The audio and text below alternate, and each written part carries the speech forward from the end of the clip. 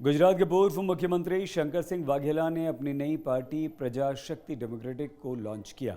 शंकर सिंह वाघेला ने अपनी पार्टी के 5 एजेंडे का भी ऐलान किया। सबसे महत्वपूर्ण है, उन्होंने कहा, गुजरात में शराबबंदी खत्म कर दी जाएगी, अवैध शराब की खरीद बिक्री रुकेगी, साथ ही जहरीली शराब पीने से जो मौतें होंगी वो भी रुकेंगी। साथ ही वाघेला ने 12 लाख तक की आय वाले परिवार वालों को 12 लाख तक का स्वास्थ्य कवच मुफ्त देने का वादा किया। बच्चों की पीजी तक की पढ़ाई भी फ्री करने का वादा किया। साथ ही बेरोजगारों को भत्ता भी दिया जाएगा।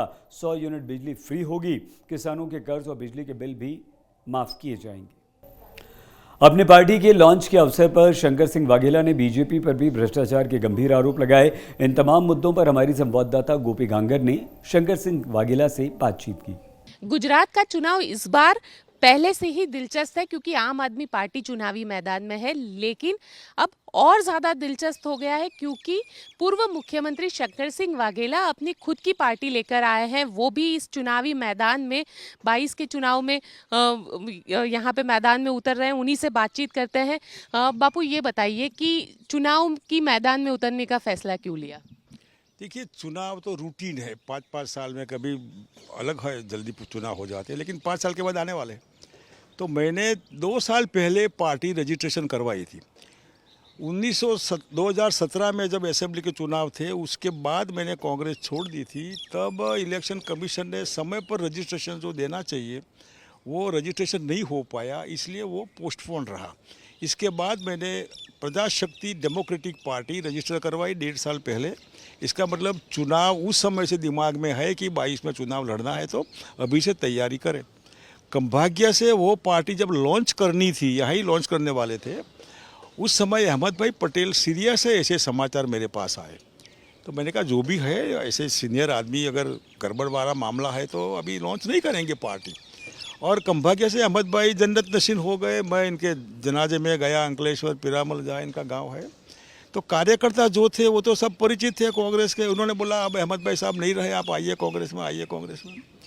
तब मैंने पब्लिकली फिर कहना पड़ा, इतना प्रेशर था कांग्रेस पार्टी की ओर से कि आप आइए कांग्रेस में, अहमद भाई नहीं है।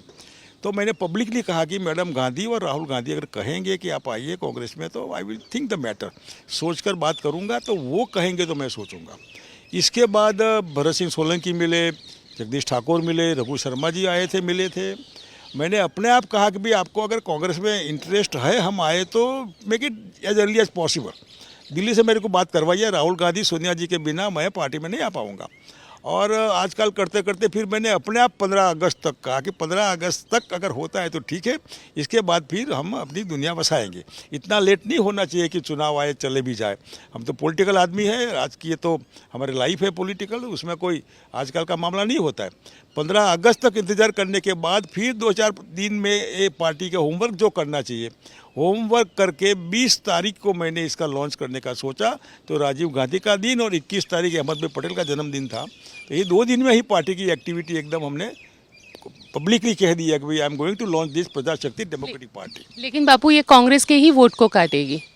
देखिए, ये एक मीथ है, किसी का वोट कोई नहीं काटता। ये एक मीथ क्यों बनती है मालूम नहीं। जैसे हम कांग्रेस में निकले तो कोई कांग्रेस के वोट काटने के निकले। अभी केजरीवाल की आप पार्टी है तो कांग्रेस के वोट काटेगी या बीजेपी के वोट काटेगी, कोई किसी का वोट नहीं काटता। लोग अपने वोट के मालिक होते। लेकिन कांग्रेस तो आपको बी टीम कहती है ना, बीजेपी की। देखिए, वो कोई भी कहे तो किसी की सर्टिफिकेट की जरूरत है हमको। बी टीम की मतलब कि कितने एमएलए कांग्रेस से बीजेपी में चले गए। अगर वो तो क्या बीजेपी कांग्रेस की बी टीम बन गई या बीजेपी कांग्रेस बन गई? ये तो प्रोसेस है। वो आप अगर हमने प्राइवेट में भी कहा है कि आप बीजेपी को वोट देना, तो अभी जब भी हम बीजेपी में थे कोई गड़बड़ नहीं, कांग्रेस में थे कोई गड़बड़ नहीं। जहाँ होते वहाँ लॉयल टू द चेयर, हम पार्टी को वफादार रहे। कांग्रेस में थे तब तक इतना भी नहीं। वाकई बीजेपी के लोग, जब बीजेपी में हम थे तो हमको हराने की कोशिश की थी। हम कांग्रेस में थे गोधरा पार्लियामेंट में, तब भी कांग्रेस ने हमको हराने की कोशिश की थी।